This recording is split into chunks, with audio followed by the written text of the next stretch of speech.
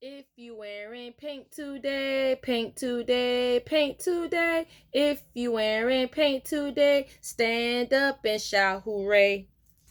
If you wearing green today, green today, green today. If you wearing green today, stand up and shout hooray. If you're wearing blue today, blue today, blue today. If you're wearing blue today, stand up and shout hooray. Good morning, everybody. Welcome to our online training. And today is Thursday, April the 16th, 2020. Our question of today is, does this animal live in a tree? We're going to pretend that this is a dog. This is my little play dog. Does this animal live in a tree? Okay, drop down in the comment section or either text me your response. I love you ritual. I love you ritual is Peter Peter pumpkin eater. And with Peter Peter, parents, you are going to sit in front of your child. You either sit on the floor or you can sit in the chair. You're going to be facing your child. And as you do Peter Peter pumpkin eater, okay, of course you're going to smile when you say Peter Peter. And when I say had a friend he loved to greet, you are going to extend your hand and shake your child's hand. He had a friend he loves to greet. Okay. And if it's a girl, you're going to say she had a friend she loves to greet. Okay. And then the part when I say treated her or him with kind respect, you're going to pat your child on the right shoulder like you treating him or her with kind respect. And in the morning, she hug her neck or his neck, you're going to give your child a hug. Okay. So we're going to do it all together on 3. 1, 2, 3, ready. Peter Peter pumpkin eater. She had a friend who loves to greet. She treated her with kind respect. And in the morning he hugged her neck. Okay, I'm sending everybody air hugs this morning. Okay, that was I love you ritual, Peter Peter pumpkin eater. Okay, now it's story time. Story time, story time. Let's get together and read a book. Story time, story time. Let's get together and read a B-O-O-K. Dun, dun, dun, dun, dun. A book. Okay. The name of our book is When the Monkeys Came Back. The author writes the book and the illustrator draws the picture. When Monkeys Came Back. Okay. When Dohamata was a very little girl, the valley was a peaceful place. Children giggled as they chased each other between rows of tall corn. Fathers whistled as they dug in the gardens. Mothers hummed softly as they wrapped black beans and cornmeal and banana leaves to cook. There was one old road in the valley, but it was an ox cart road, an open place for meeting friends or cousins, a nice place for walking, a sunny place for catching lizard. There weren't any cars at all. The valley was a quiet place except the monkey's call.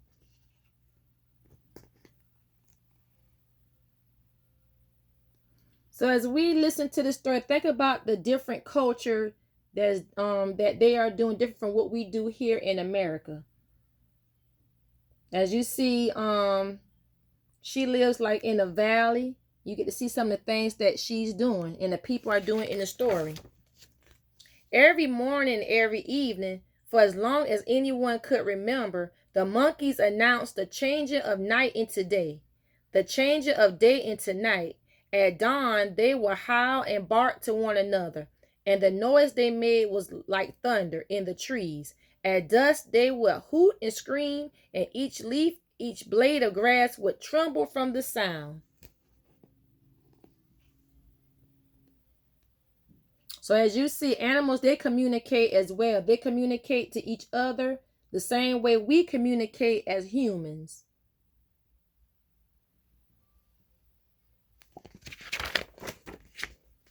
One day, a car chugged and spluttered up the cold road. After that, more cars came. Not many at first, for the road was an ox road, not a car road. Marta was afraid of the cars. The sound and smell made her hide behind her mother's skirt. More and more cars came, and trucks and were noise. Before long, it wasn't safe to walk down the middle of the road, to stand and talk, to chase the quick lizards. Still, the monkeys shouted from the trees, drowning out all the new noises for a few moments each day, hooting to one another as they always had, waking up the world in the morning, calling the workers home from the fields at night.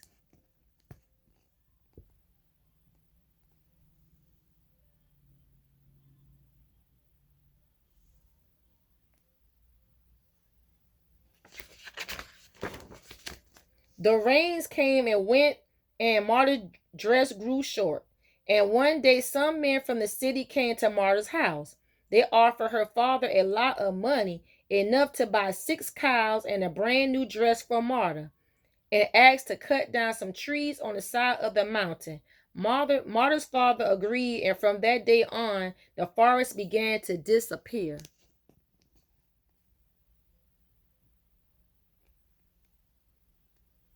So, guys, what you think happened after they cut all the trees down? What happened after the forest disappeared? What happened to the animals?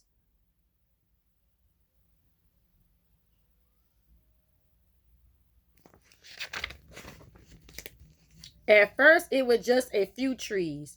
The lumbermen cut down only the biggest trees, the ones with the hanging vines. The monkeys didn't seem to mind.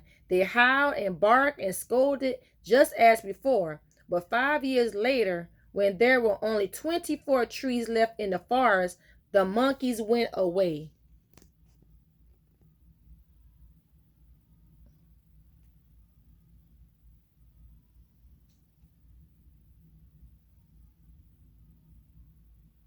So what do you think the word scolded means? We just learned a new word, scolded. If someone is scolding you, what are they doing to you? What are they saying to you? Are they saying nice things or are they saying mean things? If you say scolding means when you are upset and saying something, when you're talking upset, you are correct. Marta didn't know where the monkeys went. One night, just as the sun slipped behind the hills, the monkeys shrieked and hooted and cried, louder than ever before. Some said it was because of the full moon. Others said the rainy season was near. But the next morning, the valley was as silent as a stone. Over the next several years, the last of the trees was cut down. What had once been a forest was now covered with stumps and tangled bush.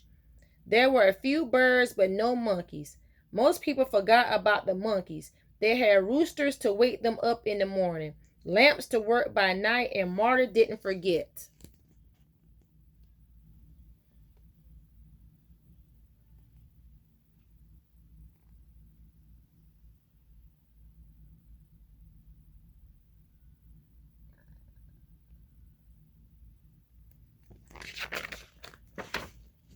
When she was 15 years old, Marta married Emilio. Emilio worked for Marta's father, and when her father died, he left his farm to Marta and Emilio. "You have a lot of land now," said Marta one day. "I would like to have some of it for myself." Emilio laughed out loud because in those days, women did not own land. "Soon we will have a family to feed," said Emilio. "After I plant corn and beans and squash, there will be nothing left over to give you. The rest of the land belongs to the cows." "What about the land on the side of the mountain?" asked Marta. "There are too many stumps for a garden, and it is too steep for cows." "That's true," agreed Emilio. And though it went against the custom, he gave the land on the side of the mountain to Marta. "What are you going to do with your land?" asked Emilio. "I'm going to bring back the forest," said Marta. And that is what she did.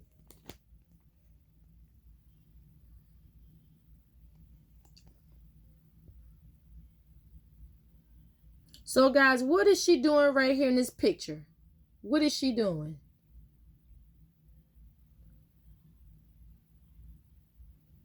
Okay, she's planting trees. Okay, what are the 3 things that trees need to grow? What are 3 things they need? They said we needed what? If you said water, you are correct. If you said soil, you are correct. If you said sunlight, you are awesome. Those are 3 things trees need to grow. First, you need to plant them in soil. Then she need to water them. And then they need sunlight to help them to grow. Martha planted trees from the foot of the mountain to as far up as she could climb. When the sun baked the ground in the dry season, she hauled buckets of water to the trees. When the hand rains washed the little trees from the soil, she gently replanted them.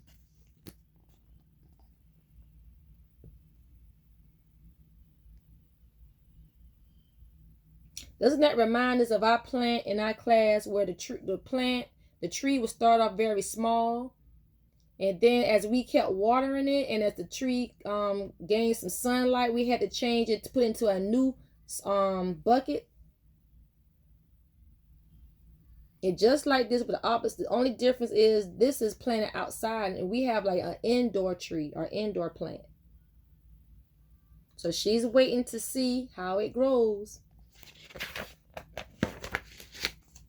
Year after year, Martha took care of the trees. In the next 15 years, she gave birth to 11 children. Each child learned to plant and tend trees. Year after year, Martha's children grew tall, and so did the trees. Coffee grows well on mountain, Emilio would tease. Maybe she could plant coffee on your land. But Martha didn't listen. She didn't change her mind, and the forest came back.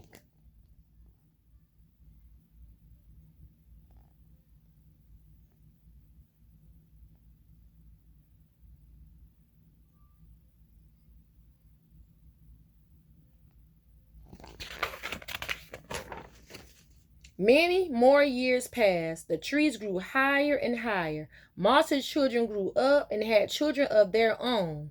Emilio died and left the farm to Martha and her sons. One day, Donna Martha took a long walk in the warm sunshine. The children greeted her as she passed. "Good morning, tree lady," they said. "Good morning," answered Donna Martha with a wink and an old smile. She leaned on her stick and started across the valley.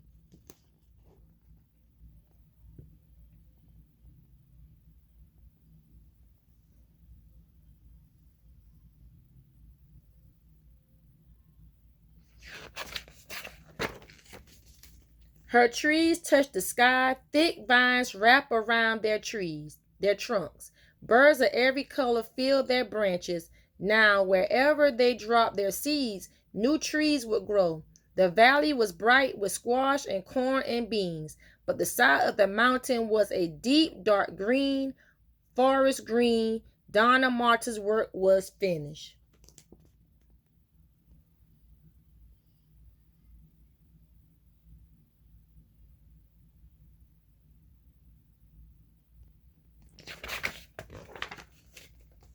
One night, Donna Martha couldn't sleep. As she lay in her bed, she listened to the sounds of insects, the twittering of the night birds. Out her little window, she watched the stars trail across the black sky. She watched the moon shadow shift and change in her room. As dawn approached, she heard the roosters begin to crow, and then she heard another sound. At first, it sounded like the barking of dogs, but soon the barking turned into howling, and the howling into shrieks, the shrieks into shouts, and every leaf and every blade of grass trembled with the sounds. Donna Martha hobbled to the window and leaned out. The dark air thundered with the sound of monkeys hooting, howling, screaming from the treetops, waking up the whole world once again. Donna Martha closed her eyes, smiled a wrinkled smile, and she listened to the music she had missed for 56 years long.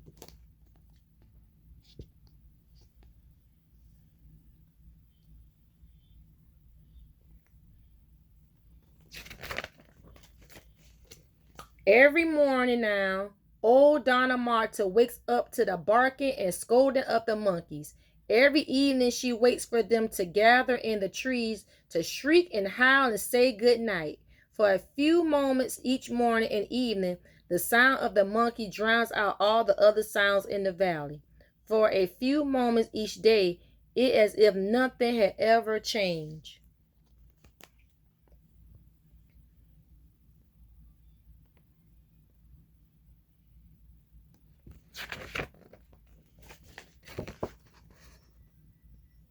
The end. Okay, as I read this story, I noticed that Donna Marta, the old lady at the end of the story, she was once a little girl. That when her she would just, I think they just moved into that town from the beginning. This was her in the beginning of the story. She was 15, and as time went on, she got married to Emilio. Can I find that page?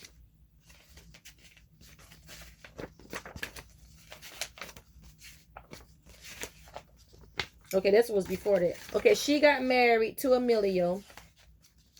And then after she got married, she decided to bring back the forest. You remember we talked about the they planted, start with 3 trees. And after that, when she brought the forest back, she had children of her own. And then later on, these were her children she had. Then she became a grandmother herself.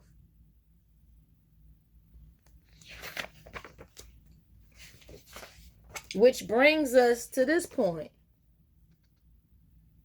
And you remember when I said that the monkeys left in the beginning of the story? And so at this point, towards the end, as she lay in the bed, she heard the monkeys came back. So she decided to make a difference by bringing back the forest. So that was a great thing she did in this story. Okay. So you can drop down in the comment section and tell me what you like about the story and what you didn't like about the story. You can text me or drop down in the comment section what you like about the story and what you didn't like about the story. Okay. Ready, Rosie, on video. Okay, I want you guys to watch the video on the fence problem. Okay, so after you watch that video, you are going to invite your child to build a fence. You're going to use like straws, like regular drinking straws to do this. Okay, y'all going to, what you're going to use, start off with a small fence. And then you're going to count the straws you use for that. Then you are going to widen up your fence. And you're going to use probably like maybe 4 straws a second time. So the child's going to count the size of the square or rectangle of the fence that they made.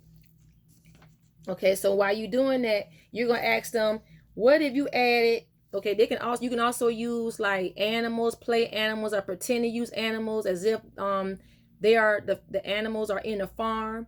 And if you can ask your child questions like, how many straws would I need if I want to put more animals in the fence? Just to see like what they gonna do. Are they gonna extend their fence? Are they gonna redo it? Are they gonna add more straws? And they're gonna count the size each time they extend the fence. So that's a good pretend play and also a good counting skills with math. Okay, extended learning. Extended learning is you're going to sing the tune, like you remember the song B-I-N-G-O? Okay, with this, you're going to clap with each letter, and we're going to substitute bingo for the word hello. So for hello, you're going to clap H-E-L-L-O, and the kids are going to repeat it. And once they repeat it, you're going to say H-E-L-L-O. And next time you're going to clap E-L-L-O. You're going to do like you play the game bingo, and the child is going to have to try to count. They're going to do the singing and clapping. They're going to have to try to count and keep up until they get to the last letter O, which is in hello. Okay, or you can write the word hello on a sheet of paper, and you can point to each letter. You can point to the H as you say the word H. They can see how the H looks like. You can point to the next letter E, and you're gonna tell them this is the letter E. You're gonna keep right as you write. You're gonna point to the letter until you get to the last word which is zero, O in hello. So guys, that concludes our class for today. I want you to continue to do what you're doing. Drop down in the comment section with your response, or either you can text me. And have a great day. I'll see you on tomorrow. Bye-bye.